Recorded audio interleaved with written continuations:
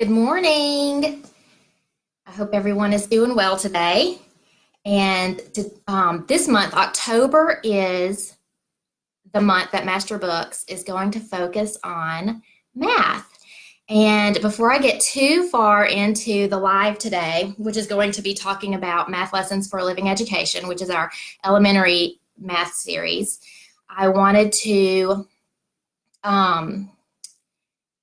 show you a code that's good for October only. Hi, Julie. I'm assuming you can hear me okay. I just want to make sure my microphone is working.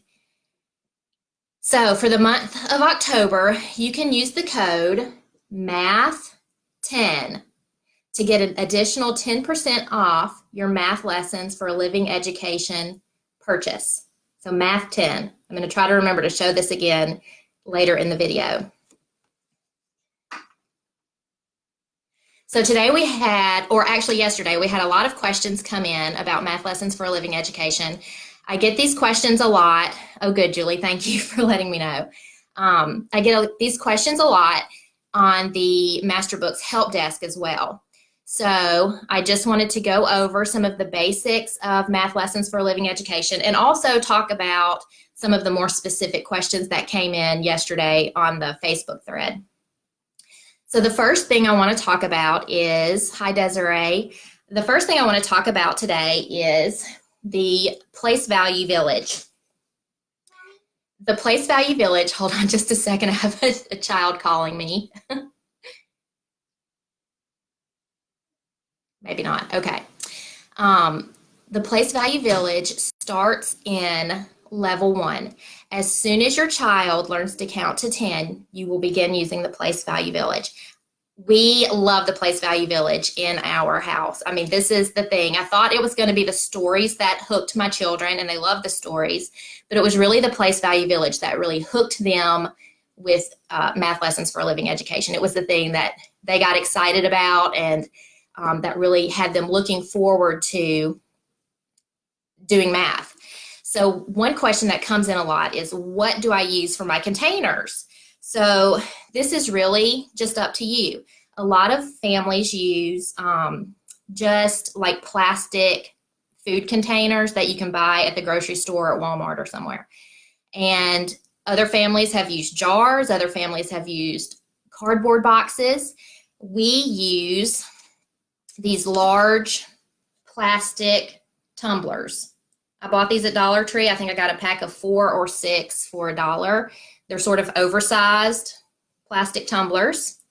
And then all you do is you color and laminate your houses and then cut them out and put them in your containers. Now, I always am backwards on the camera. I just use packing tape to tape mine to the cup. Other families that use the plastic food containers will have their box, and then actually the house is kind of set in the back. Hindsight, I wish I would have done that, because I actually find more frequently that instead of actually putting we use cubes instead of beans, that I actually find myself putting them in front of the houses instead of actually inside the cup, which it works too. I mean, it works the same way. So let's go over some of the questions that came in about the place value village. Let me explain it very quickly. Angela has made a video that explains the place value village, but I'm going to explain it quickly again. So Angela recommends using beans. You can really use any counting object. You can use Legos, pennies, anything you have around the house. Those little puffs, poofs, whatever you call them, that the pom-poms that you can buy at the craft store. We actually use snap cubes because we were gifted them from another homeschooling family, and they came in a set of 100. Sorry, I'm knocking things down.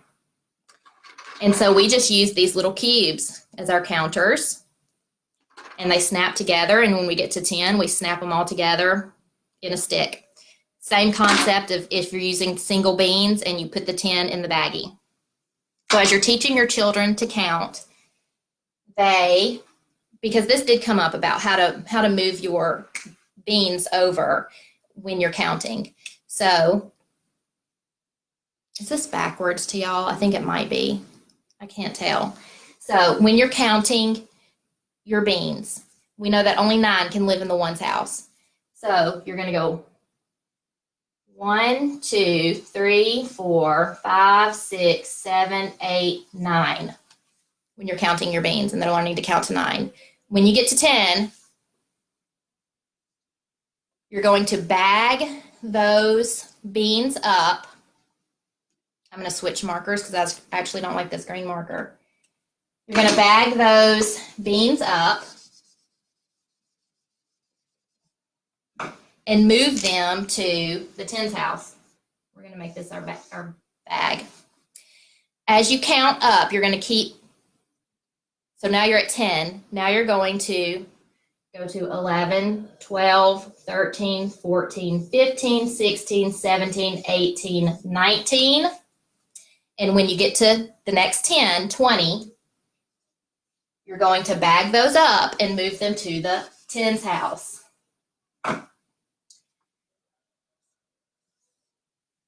You keep bagging until you get to 99. When you get to 100, you're going to have 10 groups of 10 here. You're then going to use the, let me find my level 1. You're then going to use the, where is it?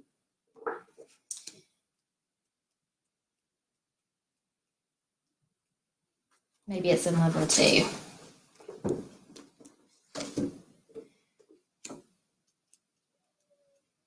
You're then going to use these 100 counters that look like beans in the background, and you will move them. So you'll take your 10 groups of 10 and you'll use one of these counters and put it in the hundreds place.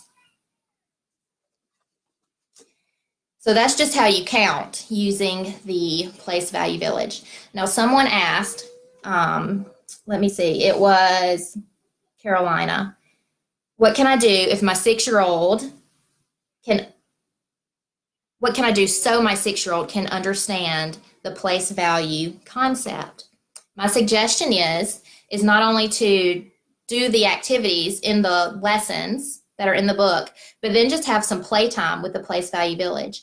Get different items, beans, pennies, Legos, whatever you have laying around, count different things, and just practice moving them from the ones to the tens and create numbers. With my youngest son, we really had to focus on the teens. For some reason, he would get stuck on the teen numbers. And so we really had to practice that the teens were one group of 10 and then however many ones. So one group of 10 and 5 ones, or one group of 10 and 7 ones. And I just allowed time for extra play, really, with the place value village. It wasn't really structured. We would just sit together. I would pick a number and we would work on counting up, moving over to the 10 spot, the tens place, and then counting up to the rest of the number. So we would count up to 10, move over, and then count up to 7, and we would see how 17 would be one group of 10 and 7 ones. So I would just say for your 6-year-old, just have some playtime with the place value village. Add it in. The lessons don't take very long, to where it's very simple to add in just a few more minutes of playing with the place value village. And it doesn't even have to be during your math lesson time. Let me scroll down and see. Oh, Julie's telling me it's not backwards. That's good. And Angela's saying it's not backwards. That's good. I'm glad it's not backwards.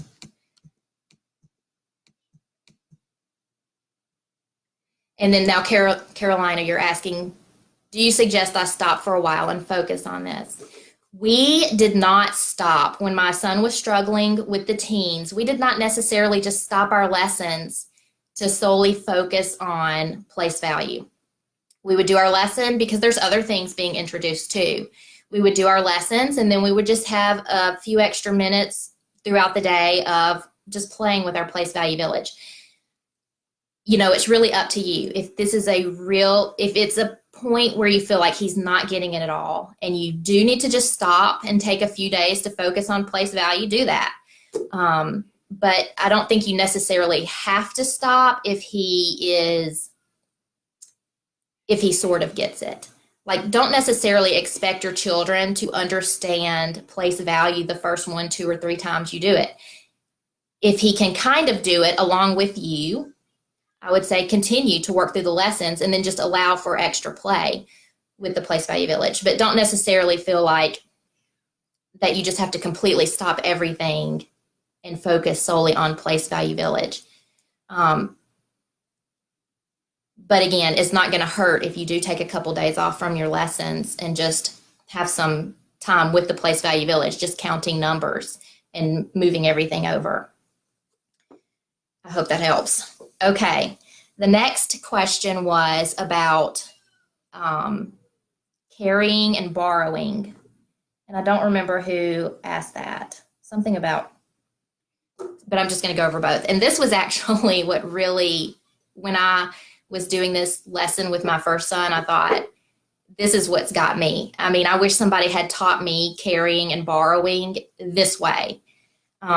So let's just run through a simple addition and subtraction problem together. So you're going to have your place value set out with your counting items. And as you work through your book, you're going to come across problems that, let me find an example in level 2. Oh, I should have marked some things with Post-it notes. Okay, for example, this is on level 2, page 159. Okay. Which way do I go? Okay. I'm sorry, I'm so awkward. So you can see that these problems, I still can't get this correct. There we go. You can see that these problems require that you carry from the ones place to the tens place. So in the back of this book, I believe, there's also, there is a blank one that you can laminate and use like a dry erase or a wet erase marker to practice on. So my suggestion in this, when you're teaching carrying and borrowing, is to set your houses up with your counting objects and have your page out. So what you're going to do is you're going to use the counting objects along with your worksheet. So for the first one, it says 32 plus 9. So I'm just going to write it on the board so that I don't have to keep holding up the book. So 32 plus 9.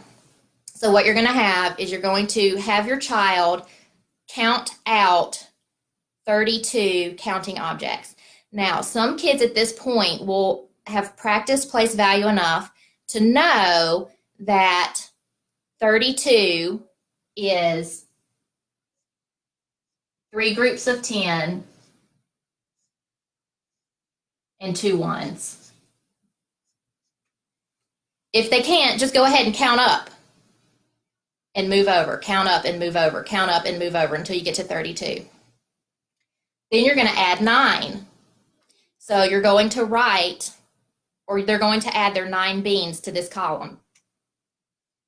1, 2, 3, 4, 5, 6, 7, 8, 9. Okay, but what's our rule? We know that we can only have 9 ones in the one house. And we have more than that. So let's bag up 10 and move 10 over. So 1, 2, 3, 4, 5, 6, 7, 8, 9, 10. So we're going to move those over. Okay. So now we have 4 groups of 10 and 1, 1. So we know that our answer is 41. But now I like to show my children how to work that out on paper. So we can do it with our counting objects. Let's work it on paper now. And I tell them, this is what we look like. This is what it looks like when we do it on paper, because we can't always carry our place value village around with us. So we have 2 plus 9. What's 2 plus 9? It's 11. Well, we know that in our ones place, the biggest number that we can have there is 9. We can't have a 10 in this ones place. So we have to move our 10, just like we did over here, over to the tens place. And now we're going to add our tens place. So we've added the 10 here. Now we're going to add the 10 here. So we have 1 10 plus 3 tens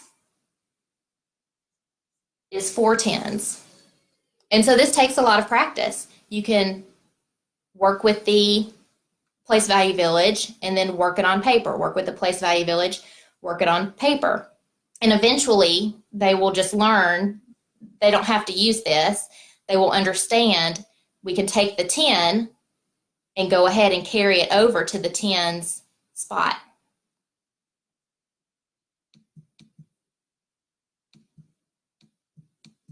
Okay, now let's do a subtraction problem. Okay, let me try to think of something. Okay, let's do 24 minus 7. Okay, so in this,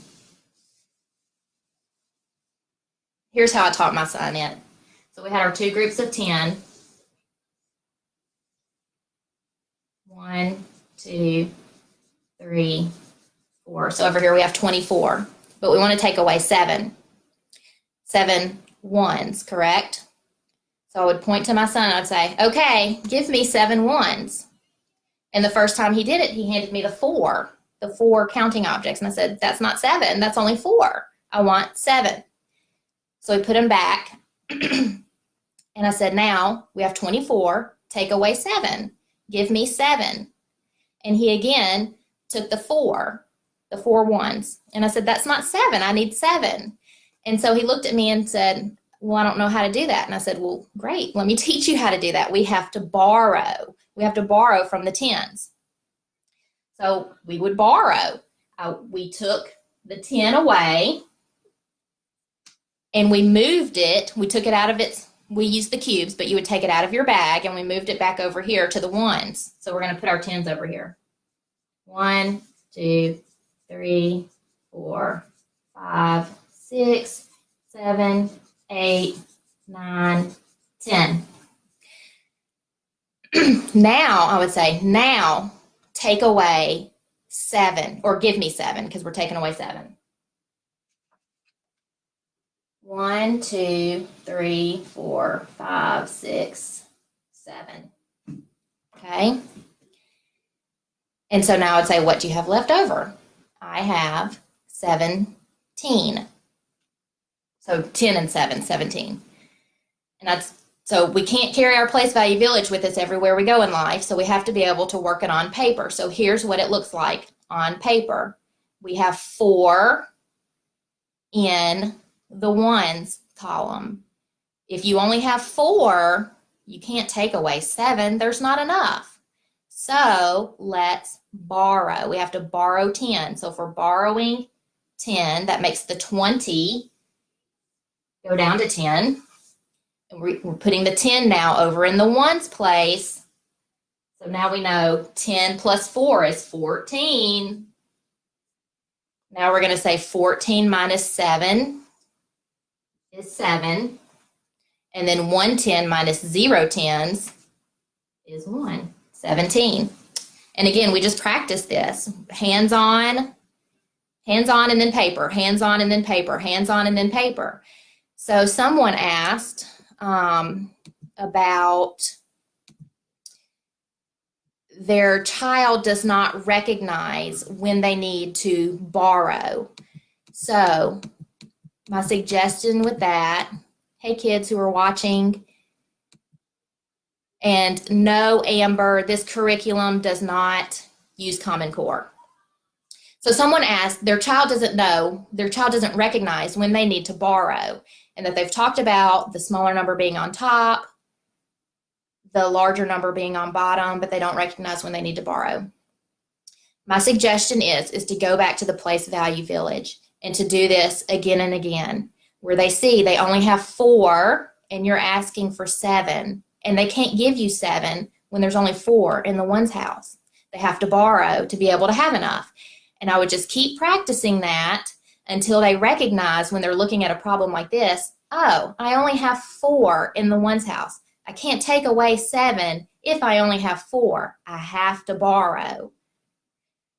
So again, I would take a step back and go to the hands-on part, which is the place value, using the place value village for that.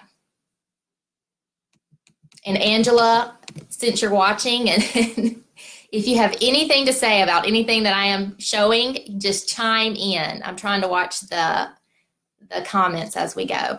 Let me pause. That made me think of something.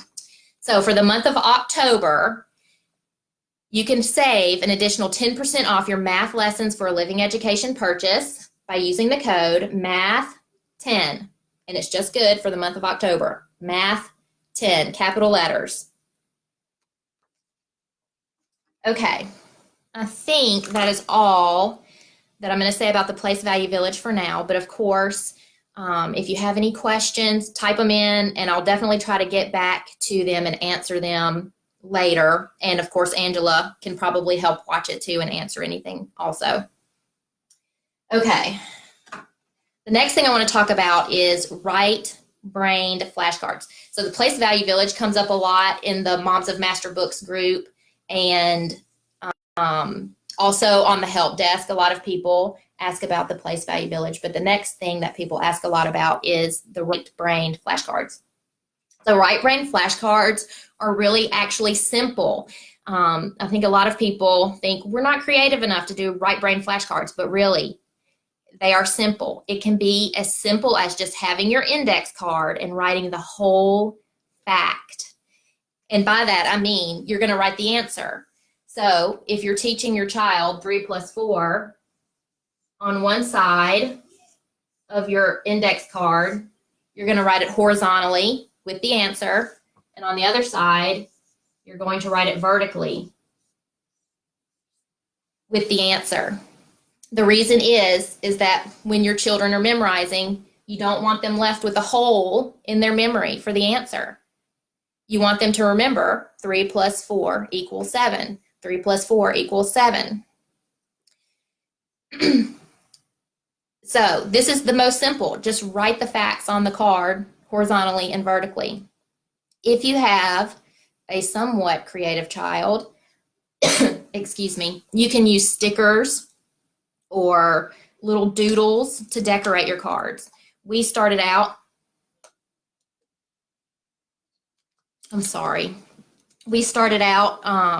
really just dots on our cards. That's all we did. My children would write the facts, and they literally would just put y'all can't see that. They literally would just put dots on their card. Kind of like what you would see on a domino. If you have a very creative child, of course, you can make up stories to go along with it. I ate 3 apples. Mom ate 4 apples. We ate 7 apples all together. And you can write those down. It just depends on how simple or complex you want to be.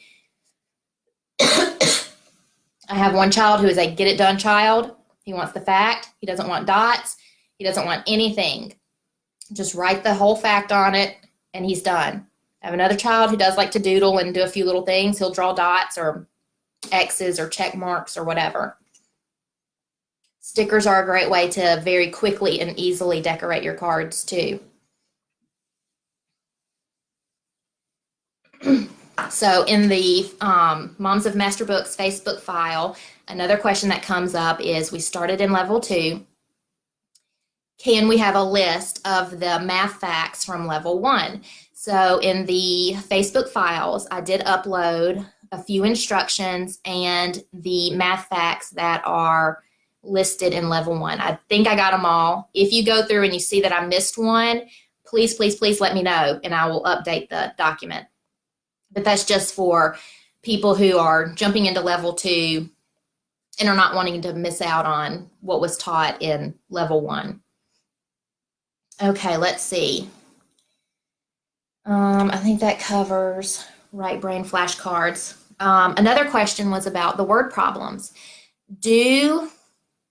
Is it necessary for your child to do the physical act of writing? Angela, you can chime in here. I don't necessarily make my children do the physical writing. If they can narrate it to me, I do not have a problem writing the information down for them. Now, obviously, my 7-year-old doesn't spell well enough, doesn't write well enough to be able to write an addition or subtraction word problem. So he tells me what he wants to say, and I write it down for him. And then a lot of times he'll draw a little picture to go along with it. My oldest son is capable of writing the word problems down himself, but he doesn't have a very high stamina for writing. I'm sorry, y'all, my throat is so itchy. I feel like it's always something. The last time it was like dog barking, and now I have an itchy throat. But he doesn't have a very high stamina for writing. And so it just really depends on where we are at that point in the day. So today math was one of the first things we did today. He wasn't coming up with his own word problems, but I did definitely make him write the complete equation and answer down to the word problem that was presented to him, which I don't always do that. A lot of times he narrates that to me and I will write it down for him. So I personally don't think that you have to make your children write it themselves. I think it is okay for them to just tell you their word problem and the answer. But Angela, if you disagree with that, definitely chime in on that. But like what I was saying, I think my point with my child who is capable but has the low writing stamina is it just depends on what point of the day we are in. So if math is first, we haven't done a lot of writing, sure, I go ahead and make them do it. If we have delayed math till the end of the day and he's done writing with language lessons and he's done writing with science and history and all that, and it's just the end of the day and he's really tired, I don't necessarily make him write the word problems himself. I'm completely okay with scribing that for him. Carrie, you're right. You can definitely make this real world application. It doesn't have to always be some formal, let's sit down and practice. You can talk about it during the day when you're having a snack or in the car. We talk about math a lot in the car for some reason.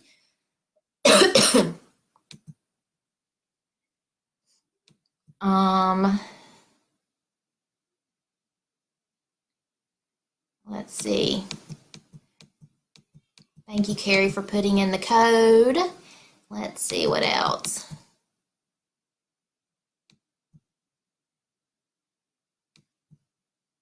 That's cute, Crystal. Oh, Randy is saying that the code, it might be Kristen.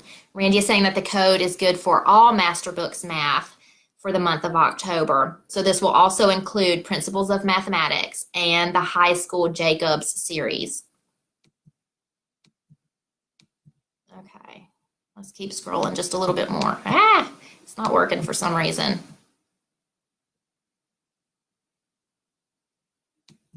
Sorry, I don't know why my computer's not scrolling at the moment. Okay. Let's see. The next thing is Nicole. Nicole asked about the charts in the back of level 5. So in the back of all of the math lessons for a living education, let me pause and say this. So one question that often comes in to the help desk is, where is the teacher's guide? Levels 1 through 5 does not have a teacher's guide. You start the teacher's guide in level 6. All of the teaching that you need for level 1 through 5 is included in the student text. Everything's in there. So you have your suggested daily schedule, you have all the student lessons, all of the teaching that's needed is worked into the stories, it's worked into the instructions. It's just woven throughout the book. The manipulatives, the charts, they're all included, the answer key in the back. So everything is in the one book for levels 1 through 5. Now, like I said, they all have charts and manipulatives in the back. Everything's included with the exception of the actual physical things that you might need, like beans or your boxes for the place value village. But the charts in the back, typically moms will laminate those or put them in a clear pocket to reuse them. So let's see.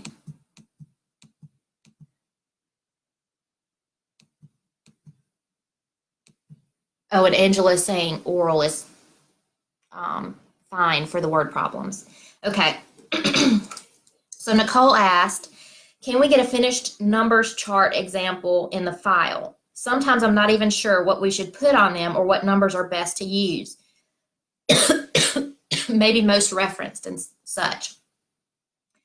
So the charts in the back are actually, when you laminate them or when you put them in a clear pocket, are actually reusable. So I'm sorry, let me reach and get my level 5. So I'm assuming that Nicole is talking about in level 5, all of these factor and fraction charts that are just blank. If you, as you read through the text, so for example, this is the chart on page 283, the common factor chart. On page 108, there is an example of how the chart is supposed to be filled in. Here we go with the weirdness again. Okay, right here. Here's an example of how the chart should be filled in. And then Angela gives more blank charts right here to fill in. Now, later on, your child will have to use the chart to answer some questions, like when you flip over to the next day. Whoop, right here. So you will use this chart again and again. So again, you'll laminate it, you'll put it in a clear pocket, and it will be used during the lessons. So it's not filled in because it's reusable. It's supposed to be used over and over again. And there's examples for what goes into the charts throughout the book. So, like I said, this one is the chart on page 283. There's an example of how it's to be filled out on page 108 in the student's lesson. I can go back and post where there are examples for each chart. Once this is over, I can say chart on this page, there's an example on this so-and-so page. But that's why the chart's not filled in, Nicole. It's because your student will use it again and again. Okay, let's see. So I hope that clears that up a little bit. And really all the charts, all levels, the charts are meant to be used over and over again. Okay, let's see. What was the next thing? Okay, what comes after level 6? After level 6, and this is a question that pops up a lot on the help desk, after level 6 is Principles of Mathematics, book 1 and book 2. And typically your children are going to hit that around 7th grade or so. What about kindergarten? Angela is in the process of developing a Math Lessons for a Living Education kindergarten course. I meant to look up the expected date before I got on here this morning, and I just realized that I didn't do that. So that's another thing. Let me write a couple of things down. That's another thing that I will try to remember to go back and post.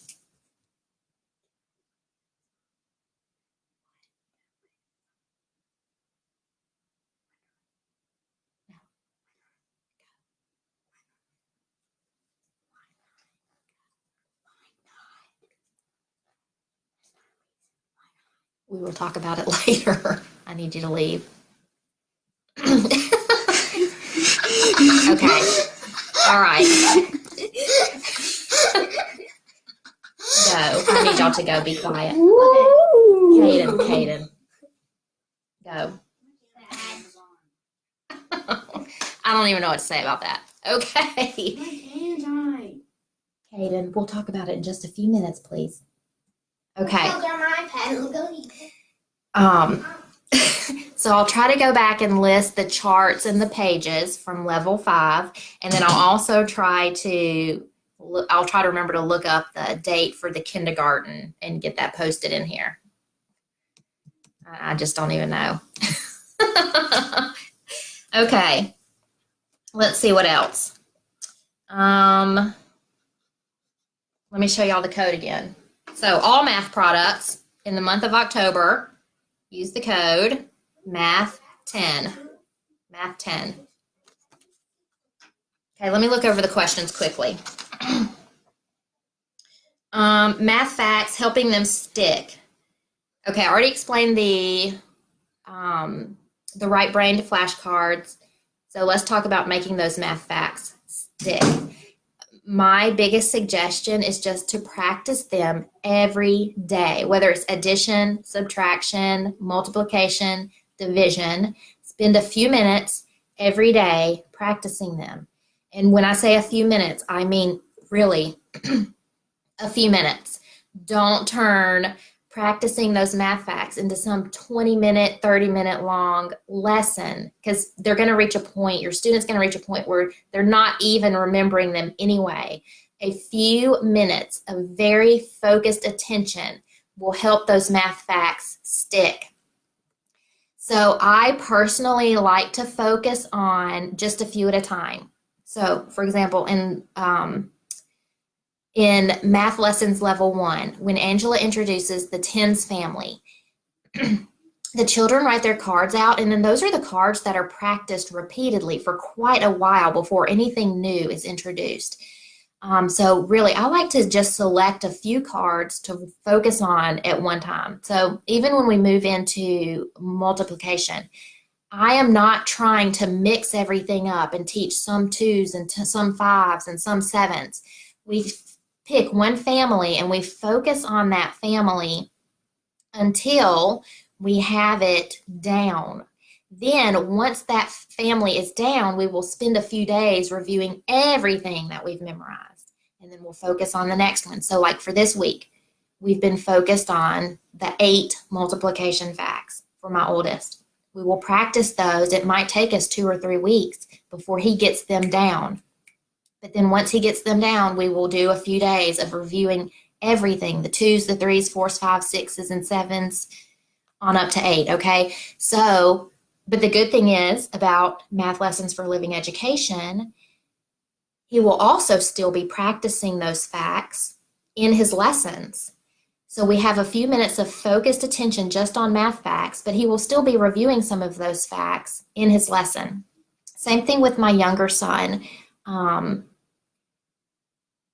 In level 2. So right now, I don't know what actually level 2 he is supposed to be memorizing at this point, but right now he is focused more on the facts of 2 plus 4, 4 plus 2, 3 plus 4, and 4 plus 3. And so again, we're just practicing those facts until they really stick, and then we'll move on to a couple of new ones.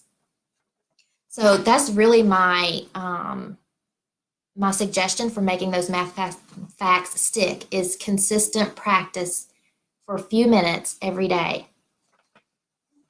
Let's see, what else? Carrie, yes, boys. Real world homeschooling, that's the truth. Okay, Jennifer asked if we should be using extra math resources in addition to the daily concepts? I want to say yes and no.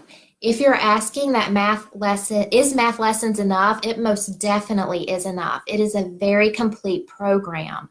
Um, do you need to add anything to it? You might. Like I said, we practice the flashcards for memorizing our math facts, but we also mix it up. We do use the things in the back of the book, like the multiplication chart for memorizing math facts. But like I said, we mix it up some. We occasionally use like little counting objects to make groups of things when we're practicing those math facts. We will use, we have like a little computer game to practice math facts. So we do use a few little outside things just to mix up the math facts review to help us just to stay fresh, not feel like we're just doing flashcards every day, even though my kids don't really mind flashcards. But as far as adding anything extra in, like, do you need to add an extra program in? Absolutely not. Math Lessons for a Living Education is absolutely a thorough and complete math course. It just is different from what most of us grew up with because we were used to getting a page of 30 problems in second grade to complete. And it was problem after problem of carrying or borrowing. And, you did the first row of 5 and you're 8 years old and you're thinking, I'm done. I can't do anymore. Math Lessons for Living Education does not have those pages upon pages of drill like that. But it does have enough that your children are learning and they are practicing and they're remembering. And if you think about it anyway, at least in the school I went to, often the teacher didn't even assign the whole lesson of problems. It was, you would do odds or evens. But definitely you don't need to add anything in, with the exception of maybe if you're just trying to mix up a little bit of the practice for your math facts. Let's see. And then Keisha asked also about math facts. How can I pick up again? We are halfway through book 3. I'm not sure where you are, Keisha, but if you're working on multiplication, I would just say, see what your child knows. Most likely they do, just from practice, know the easier ones, the 2s, 3s, 4s, and 5s. See what they know, pick up where they don't know, and just start practicing those on a consistent basis. If you're still in the addition and subtraction, I would say just back up, find out what your child does know, and just pick up with where they don't know. You may be surprised how much they've memorized just in doing the lessons. You may just need to fill in a few little spots, like maybe it's the 9s addition family, or something like that has to be worked on. But you may be pleasantly surprised about how much they've memorized just from the lessons. And let's see. And then Dawn said she would love if we had a YouTube channel. We do have a YouTube channel. It's most of these Facebook Lives. It does not include lessons for teaching. That's not really my decision. So so I'll talk about it with the higher ups and see what they say about some lessons about that, but I'm not promising anything. So I think that's it. I think I've covered everything that I wanted to cover. Please, if you have any questions as you're watching this. Angela says, Math Lessons is meant to be a complete program for you, but not so dictated that you can't add fun activities in when you want. I want it to be the springboard for real life learning. That's exactly how I feel Math Lessons is. I don't feel like I need to add anything to it. But we do mix up our memorizing of math facts. Okay, so I think that's all I wanted to cover. We covered place value. We covered the right-brained flashcards. We talked some about word problems. I'll try to remember to get the chart examples posted in this thread. I'll look up the date for kindergarten, and I think that's it. Don't forget, if you're ordering a math, to use the code MATH10 for the month of October. I'm so backwards. Okay, there we go. So if you're watching the replay, also don't hesitate to post questions. I'll try to keep my eye on the thread and answer anything that pops up. So I hope y'all have a great day. Thanks for watching, and we will see you on Thursday with Jessica.